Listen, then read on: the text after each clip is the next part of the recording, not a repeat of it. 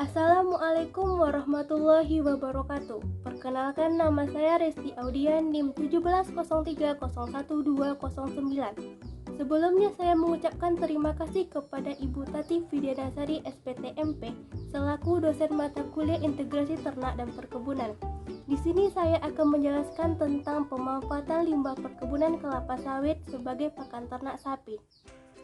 Integrasi sawit sapi merupakan bentuk simbiosis mutualisme antara tanaman sawit dan sapi untuk mengoptimalkan pemanfaatan lahan, peningkatan perkebunan, dan menjaga kualitas lingkungan.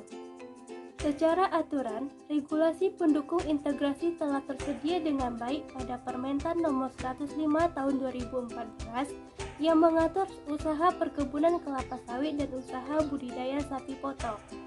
Dalam perkebunan sawit skala besar, sistem integrasi telah banyak mengalami perkembangan. Dapat dilihat dari segi sarana dan prasarana yang berkaitan peternakan menggunakan teknologi yang cukup memadai.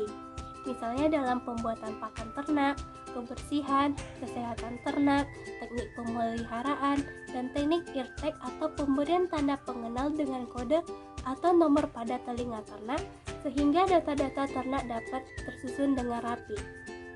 Kebun kelapa sawit menyediakan sumber pakan yang berlimpah bagi ternak sapi. Selain rumput gulma kebun, pelepah beserta daun sawit dapat dimanfaatkan sebagai pakan. Produksi daun segar tanpa lidi dan pelepah masing-masing mencapai 1.430 kg per hektar per tahun dan 20.000 kg per hektar per tahun. Daun pelepah tersebut diambil bersamaan dengan pemanenan TBS.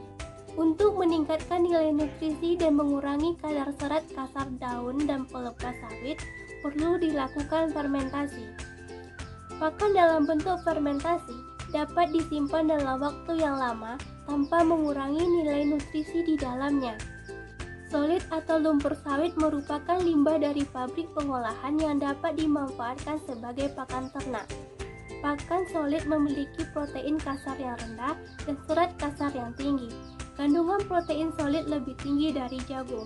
Perbaikan kandungan gizi dapat dilakukan dengan fermentasi anaerob. Kandungan gizi solid setelah difermentasi dapat terlampir.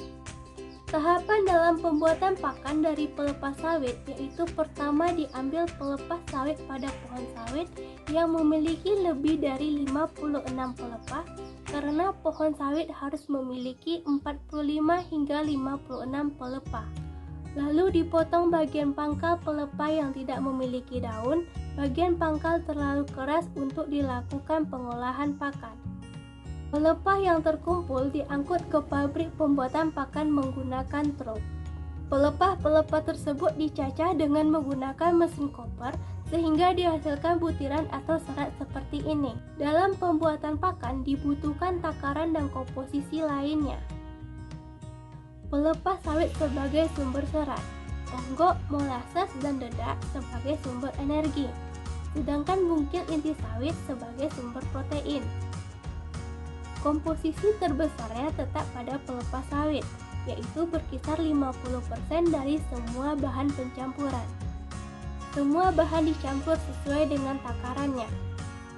Setelah 1 jam pencampuran, pakan dimasukkan ke dalam karung dan siap untuk dikirimkan ke peternakan sapi. Sapi-sapi ditempatkan pada kandang tanpa diikat, dikenal dengan istilah kandang komunal. Pemberian pakan dilakukan 3 kali sehari, dibutuhkan 12 ton pakan untuk memenuhi 700 ekor sapi. Selain bertujuan untuk pembiakan, juga untuk penggemukan. Untuk penggemukan biasanya dibutuhkan waktu 120 hingga 160 hari. Integrasi sawit sapi tidak hanya dapat dilakukan pada perkebunan skala besar, akan tetapi juga dapat dilakukan pada perkebunan skala kecil ataupun perkebunan rakyat. Dan dikarenakan integrasi sawit sapi memiliki dampak positif yang banyak, mari kita kembangkan sistem integrasi ternak sawit sapi yang ada di Indonesia. Demikianlah yang dapat saya sampaikan. Lebih dan kurangnya saya mohon maaf. Assalamualaikum warahmatullahi wabarakatuh.